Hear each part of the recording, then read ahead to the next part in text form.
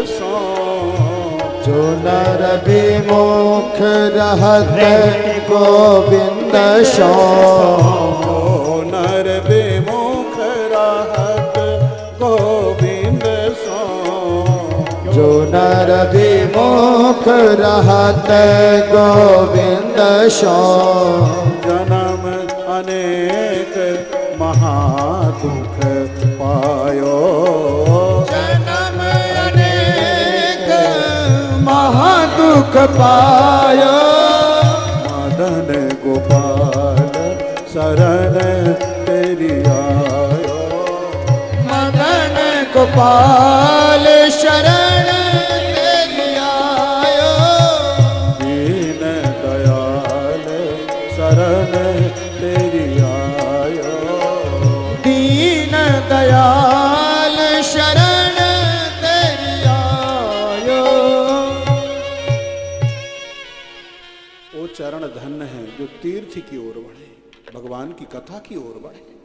महाराज परीक्षित सुखदेव जी से निवेदन करने लगे, भगवान जिसको भगवान की कथा प्रिय न लगे मैं उसे कौन सी उपाधि दूं। क उत्तम श्लोक गुणानुवादा पुमान विरजेत बिना पशुगुना। भगवान की कथा जिसको प्रिय न लगे वो तो आत्मघाती है, वज्र जैसे कठोर हृदय वाला है। महाभारत के युद्ध रूपी समुद्र को पार करना मेरे पूर्वजों पांडवों के लिए बहुत कठिन था। समुद्र जैसा दुस्तर था महाभारत का युद्ध, लेकिन मेरे पूर्वजों ने, पांडवों ने जिन भगवान श्री कृष्णचंद्र के चरण कमल रूपी नौका का आश्रय लेकर के बड़ी सरलता से महाभारत के युद्ध समुद्र को पार कर लिया। और मैं जब अपनी मां के गर्भ में था, अश्वत्थामा ने मुझे समाप्त करने के लिए भयंकर ब्रह्मास्त्र का प्रहार किया, लेकिन जिन भगवान ने मेरी मां के गर्भ में प्रकट होकर के अश्वत्थामा के भयंकर ब्रह्मास्त्र से मेरी रक्षा की, ऐसे माया मनुष्यस्य वदस्व विद्वन, माया के द्वारा नर शरीर को धारण करने वाले मेरे परमात्मा श्री कृष्णचंद्र की लीला कथा का वर्णन कृपा करके आप विस्तार पूर्वक मुझे सुनाइए। सर्वप्रथम ये बताइए, इस धराधाम पर भगवान अवतार लेकर के क्यों आते? रातों रात भगवान मथुरा को छोड़ करके गोकुल में क्यों गए? गोकुल की लीला का वर्णन करें। गोकुल नगरी से भगवान श्री वृंदावन धाम में पधारे, वृंदावन की लीला का वर्णन करें। वृंदावन से भगवान मथुरा नगरी में पधारे, मामा कंस को मारा। ऐसा क्यों? मामा भांजे का प्रेम तो बड़ा प्रसिद्ध है। मथुरा की लीला का वर्णन करें। और मथुरा नगरी को छोड़ करके भगवान समुद्र के बीच में द्वारकापुरी में यदुवंशियों के साथ में निवास करने लगे। द्वारका की लीला का वर्णन करें। वक्त महर्षि सर्वज्ञ श्रद्धाधानाय विस्तृता, मेरे सामने विस्तार पूर्वक मेरे भगवान की लीला कथा का वर्णन करें। सुखदेव जी कहने लगे, देखो राजन, मैंने जानबूझ करके कथा को विराम दिया इसलिए कि आज 4 दिनों से तुम निरंतर मेरे पास में बैठ करके भगवान की कथा का श्रवण कर रहे हो। 4 दिनों से तुमने कुछ खाया नहीं, जल तक नहीं ग्रहण किया, इसलिए मैंने कथा को विराम दिया। कुछ खा लो, जलपान कर लो। महाराज परीक्षित कहने लगे, भगवान इस संसार में मुझसे बढ़कर के भूख और प्यास के कष्ट से भला कौन परिचित होगा? उस दिन उन तपस्वी महात्मा के गले में मैंने सर्प को डाला क्यों? भूख प्यास से व्याकुल होकर के ही तो मैंने ऐसा अपराध किया था। लेकिन आज 4 दिनों से मैं आपके चरणों में बैठ करके भगवत कथामृत का पान कर रहा हूं। मुझे भूख प्यास लगने की बात तो बहुत दूर रही। नैसा तिदु साक्षनुमाम त्यक्तो दमपि बाधते, भूख प्यास की मुझे याद तक नहीं है। आप मुझे भूख प्यास की याद मत दिलाइए, कृष्ण कथामृत का पान करवाइए। सुखदेव जी कहने लगे, राजन धन्य है भगवान के प्रति तुम्हारी निष्ठा को, तुम्हारे जैसे श्रोता को पा करके मैं धन्य हुआ। भगवान की कथा सबको पवित्र करती है। वासुदेव कथा प्रश्न, वासुदेव कथा प्रश्न, पुरुषां स्त्रीन् पुनाति, वक्तारं पृच्छकं श्रोत्री तत्पाद सलिलं यथा वासुदेव कथा प्रश्न। जैसे गंगा में जाकर के कोई गोता लगा ले, धन्य है। किनारे तक पहुंच जाए, गोता न लगा सके, दर्शन कर ले, आचमन कर ले, वो भी धन्य है। और गंगा के किनारे भी न पहुंच सके, अपने घर में बैठ करके गंगा जी के नाम का स्मरण कर ले, वो भी धन्य है। इसी प्रकार भगवान की कथा जो कहे वो धन्य, जो सुने वो भी धन्य। लेकिन भाई घर बैठे इस कथा का जो समर्थन करे वो भी धन्य। देखिए, कथा कहने वाले को जो फल मिलता है, कथा सुनने वाले को जो फल मिलता है, वही फल अपने घर में बैठ करके इस कथा का समर्थन करने पर भी मिलता है। गोस्वामी जी का इसमें प्रमाण है। कहाँ ही सुनाही अनुमोदन करही भववारिधि गोपद जीव तरही। कहाँ ही सुनहि अनुमोदन करहि भववारिधि गोपद जीव तरहि। कहीं सुनाही अनुमोदन करहि कहीं सुनहि अनुमोदन करहि।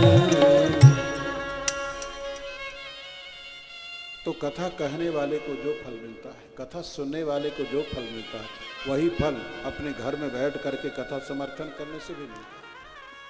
तो फिर कल से यहाँ आने की क्या जरूरत है? अपने घर में बैठ करके इस कथा का समर्थन करें, फल मिल जाएगा। यहाँ बैठना पड़ता है, आसन लगा करके बैठना पड़ता है, कितने आसन बदलने पड़ते हैं। घर में लेटे लेटे कथा का समर्थन करते रहेंगे, फल मिल जाएगा? नहीं भाई, घर बैठे कथा का समर्थन करने हमारे आपके लिए नहीं है, ये उनके लिए है जो बेचारे चल फिर नहीं सकते, उठ बैठ नहीं सकते। हम सारे काम चल फिर करके करते हैं और कथा का समर्थन घर बैठे करें, ये हमारे आपके लिए नहीं। भगवान के अवतार के अनेक कारण हैं, अनेक कारण हैं। गोस्वामी जी तो कहते हैं, जब जब होई धर्म कय हानि, जब जब होई धर्म के हानि, जब जब होई धर्म कय हानि, जब जब होई धर्म कय हानि, पढ़ाई अधम पुरुष अभिमानी, पढ़ाई अधम असुर अभिमानी, तब तब धरि प्रभु विविध शरीरा, तब तब धरि प्रभु विविध शरीरा, हरहि कृपा निधि सज्जन पीरा, हरहि कृपा निधि सज्जन पीरा। जब जब इस धराधाम पर अन्याय, अधर्म, अत्याचार बढ़ता है, सनातन धर्म पर प्रहार होता है, भगवान के भक्त सताए जाते हैं, भगवान किसी न किसी रूप में इस धराधाम पर अवतार लेकर के पधारते हैं, राक्षसों का विनाश करते हैं, भक्तों का उद्धार करते हैं भगवान। लेकिन एक बात आपके सामने निवेदन करें, राक्षसों का विनाश करने के लिए भगवान नहीं आते। अरे भाई, राक्षसों का विनाश तो भगवान अपने संकल्प मात्र से ही कर सकते हैं। संकल्प करने राक्षस समाप्त हो जाएंगे। फिर भगवान क्यों आते हैं? भगवान आते हैं भक्तों के लिए।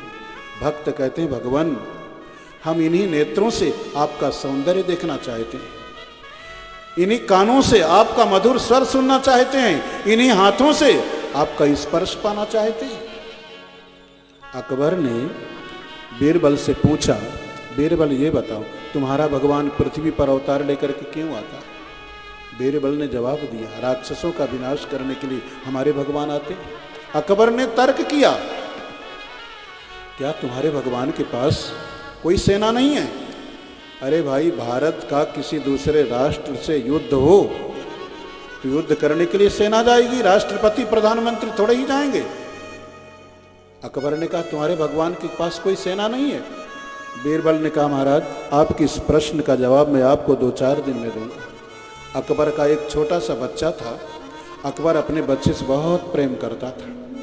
जैसा अकबर का छोटा सा बच्चा था, बीरबल ने वैसे ही मोम का गुड्डा बना करके तैयार कर लिया। देखने में बिल्कुल अकबर के बेटे जैसा, कोई अंतर नहीं। अकबर के महल के सामने एक सरोवर था, तालाब था। नित्य प्रति अकबर उस सरोवर में स्नान करने के लिए जाता था। एक दिन अकबर सरोवर के किनारे खड़ा है, सैनिक सेवक सब चारों तरफ खड़े हैं।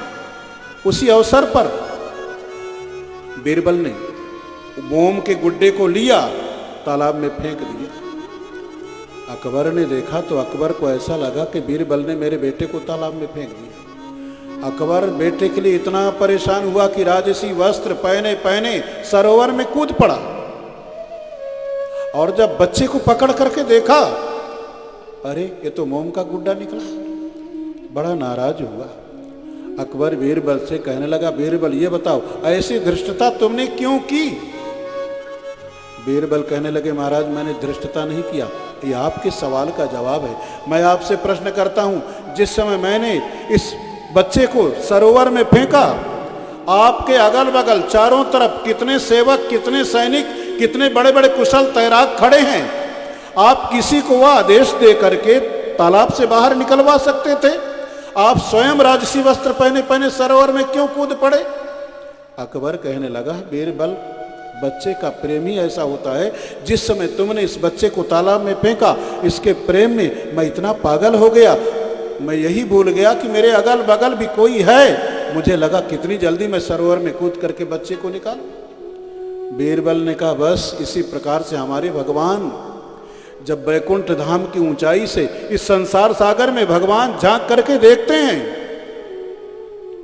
भगवान के भक्त संसार सागर में डूबते हैं, उतराते हैं, डूबते हैं, उतराते हैं। और जब भक्त अपने दोनों हाथों को ऊपर उठा करके भगवान को आवाज लगाते हैं, तो भगवान अपने भक्तों का उद्धार करने के लिए वैकुंठ धाम से इस संसार सागर में छलांग लगा जाते हैं, अपने भक्तों का उद्धार करने के लिए। परित्राणाय साधूनाम, आते हैं भगवान भक्तों के लिए।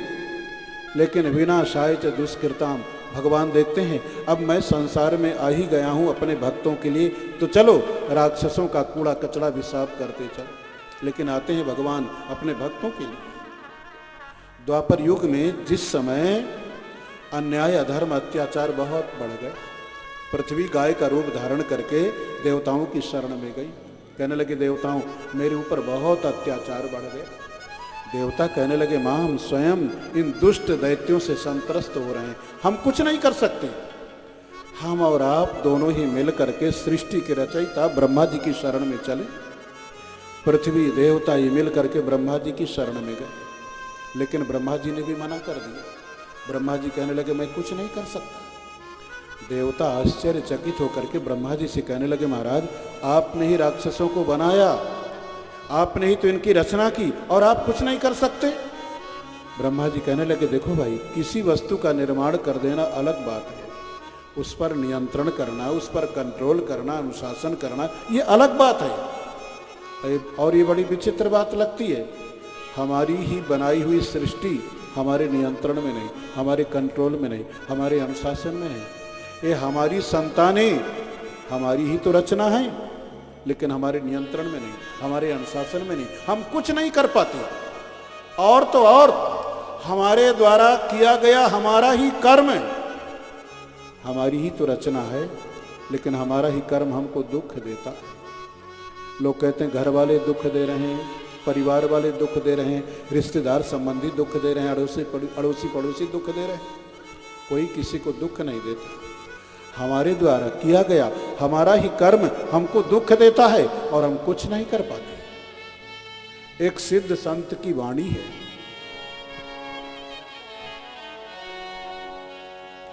करने के अमल और हरि को सुमिर, उत्पात न कर, उत्पात न कर, उत्पात न कर, उत्पात न कर,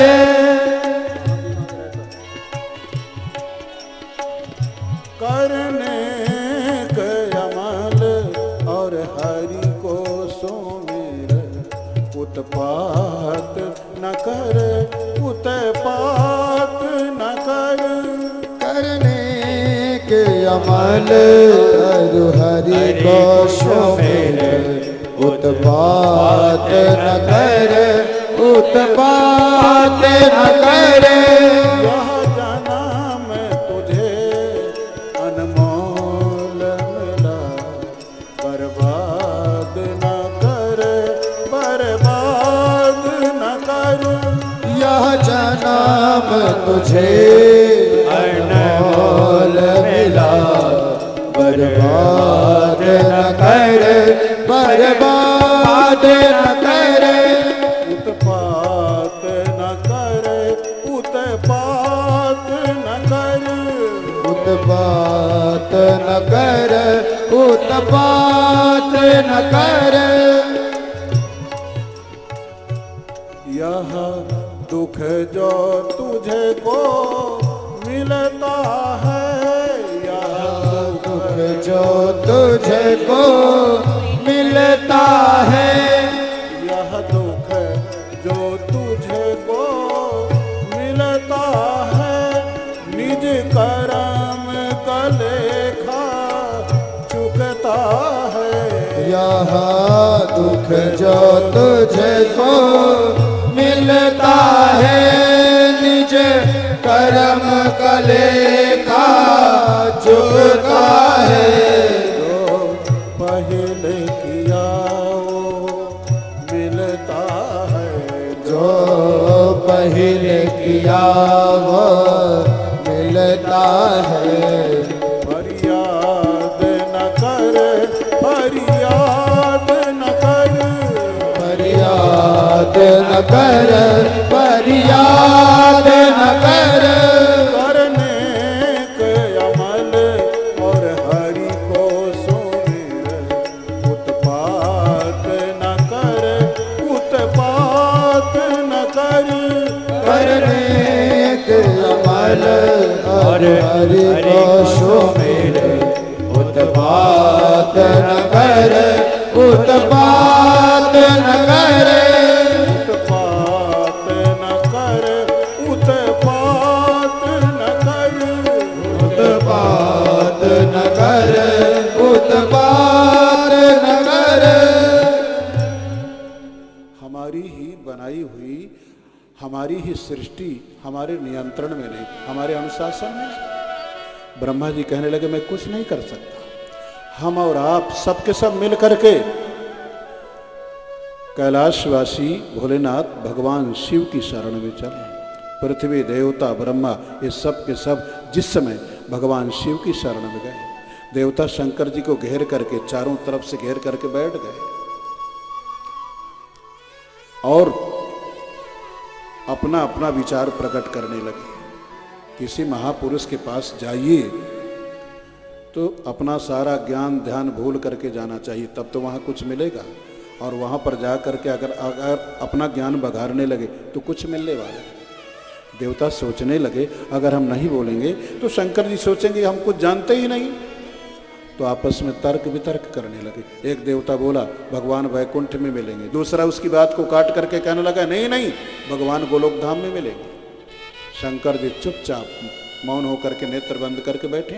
भगवान शंकर का कहना है जिसके भगवान खोए हों वो अपने भगवान को खोजे, मेरे भगवान तो खोए नहीं है, मैं क्यों बोलूं।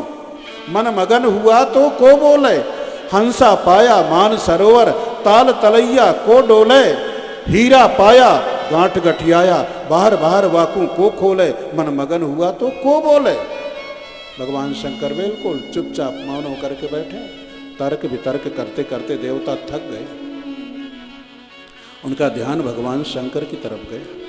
देवता कहने लगे, भगवान आप क्यों नहीं बोलते, आप बताइए भगवान कहाँ मिलेंगे। शंकर जी ने प्रश्न कर दिया, पहले तुम बताओ भगवान हैं कहाँ नहीं। देवताओं ने कहा इसका मतलब, शंकर जी कहने लगे इसका मतलब है हरि व्यापक सर्वत्र समाना, प्रेम ते प्रगट होई मैं जाना,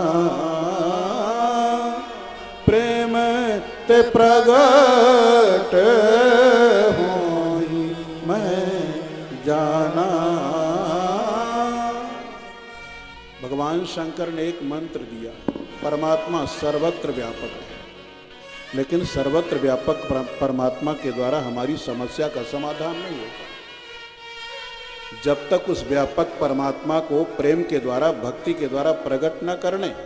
देखिए दूध में मक्खन है, आपको मक्खन की जरूरत है। दूध को अपने सामने रख करके आप दूध को देखते रहो देखते रहो देखते रहो तो क्या मक्खन मिल जाएगा? नहीं भाई, मंथन करके मक्खन को प्रकट करना पड़ेगा। इसी प्रकार वो परमात्मा सर्वत्र व्यापक है, लेकिन प्रेम और भक्ति के द्वारा उसको प्रकट करना पड़ेगा। भगवान शंकर ने मंत्र दिया, अब तो देवता, पृथ्वी, ये सब के सब जिस समय भाव में तन्मय होकर के उन भगवान श्री हरि का आराधन करने लगे। तत्र गत्वा जगन्नाथम देवदेवं वृषाकपिं पुरुषं पुरुष सूक्तेन उपतस्ते समाहितः, उपतस्ते समाहितः। भगवान शंकर, ब्रह्मा, देवता, पृथ्वी, सब के सब भाव में तन्मय होकर के भगवान की आराधना करने लगे। आकाशवाणी के द्वारा भगवान ने देवताओं को आश्वासन दिया, पुरैव पुंसा वज्रतो धरा ज्वरो भवद विरंशैर यद सूपजन्यताम। भगवान ने कहा, देवताओं चिंता करने की जरूरत नहीं है, पृथ्वी का कष्ट मुझे पहले से मालूम है। देखिए भगवान की दो पत्नियां हैं, एक का नाम है लक्ष्मी और दूसरी का नाम है पृथ्वी। किसी की पत्नी को कष्ट हो और पत्नी का कष्ट पति को न मालूम हो, कोई तीसरा व्यक्ति पत्नी का कष्ट जाकर के पति को बताए, इसका मतलब वो योग्य पति नहीं है। वो पति कैसा, जिसको पत्नी का कष्ट न मालूम हो। इसलिए भगवान ने देवताओं को बोलने नहीं दिया, पहले ही कह दिया, पुरैव पुंसा वज्रतो धरा ज्वरः। देवताओं पृथ्वी का कष्ट मुझे पहले से मालूम है। ये कह करके भगवान ने योग्य पति का परिचय दिया। भगवान ने कहा, देवताओं मैं बहुत जल्दी यदुवंश में अवतार लेकर के राक्षसों का विनाश करके पृथ्वी का भार उतारूंगा, लेकिन मैं यदुवंश में आऊं उससे पहले आप समस्त देवता स्वर्ग को छोड़ो, पृथ्वी पर उतरो, यदुवंश में प्रकट होकर के सेवा का व्रत ले करके मेरी प्रतीक्षा करो, तब मैं आऊँगा। स्वर्ग को छोड़ो यानी भोग का त्याग करो। हम भोग भोगते रहें और भगवान आकर के हमारा काम कर जाए, हमको कुछ ना करना पड़े, ऐसा नहीं हो सकता। भगवान ने कहा स्वर्ग को छोड़ो यानी भोग का त्याग करो, नीचे उतरो, अहंकार के शिखर से नम्रता के धरातल पर आओ, सरलता के धरातल पर आओ। यदुवंश में प्रकट होकर के सेवा का व्रत लेकर के मेरी प्रतीक्षा करो। भगवान आते हैं, लेकिन भाई भगवान की प्रतीक्षा करनी पड़ती है। सांसारिक वस्तुओं की प्रतीक्षा करते करते, धन संपत्ति की प्रतीक्षा करते करते जन्म जन्मांतर व्यतीत हो गए, पूरा जीवन सांसारिक वस्तुओं की प्रतीक्षा में गंवा दिया। लेकिन भगवान की प्रतीक्षा का भाव कभी हमारे हृदय के कोने में आया? मल्लाह को लगा रहता सदा तूफान का खटका, ड्राइवर को लगा रहता सदा चालान का खटका, विद्यार्थी को लगा रहता सदा इम्तिहान का खटका, पंडित को लगा रहता सदा निजमान का खटका, किसी को जान का खटका, किसी को मान का खटका, लेकिन उसी को भक्त कहते हैं जिसे भगवान का खटका लगा। कभी ये खटका, इतना जीवन बीत गया और जीवन जिस लिए मिला है उस परमात्मा के लिए हमने कुछ नहीं किया।